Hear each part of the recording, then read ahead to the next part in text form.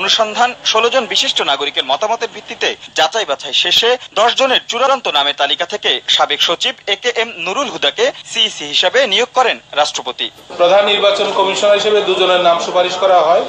জনাব KM নুরুল হুদা, সাবেক সচিব, জনাব আলী ইমাম মজুমদার, সাবেক মন্ত্রী পরিষদ সচিব। মহামান্য রাষ্ট্রপতি এই দুজনের মধ্য থেকে জনাব KM নুরুল হুদা, সাবেক সচিবকে প্রধান নির্বাচন কমিশনার হিসাবে মনোনীত করেছেন। নির্বাচন কমিশনার হিসেবে সাবেক অতিরিক্ত সচিব মাহবুব তালুকদার, সাবেক সচিব নুরুল ইসলাম, অবসরপ্রাপ্ত ব্রিগেডিয়ার জেনারেল শাহাদাত হোসেন চৌধুরী আর প্রথমবারের মতো নারী কমিশনার হিসেবে নিয়োগ করা হয় অবসরপ্রাপ্ত জেলা ও দায়রা জজ কবিতা খানমকে।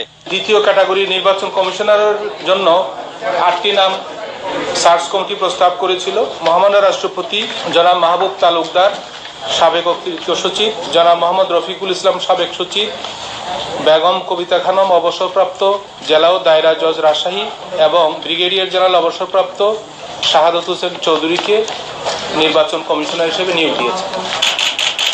এর আগে নাম চূড়ান্ত করতে বিকেল 4টায় সুপ্রিম কোর্টের জাজেস লাউঞ্জে বৈঠকে বসে সার্চ কমিটির সদস্যরা। প্রায় 2 ঘন্টা বৈঠক শেষে 6:30 নাগাদ বঙ্গভবনে রাষ্ট্রপতি মোহাম্মদ আব্দুল হামিদের কাছে চূড়ান্ত নামের তালিকা জমা দেয় সার্চ কমিটি।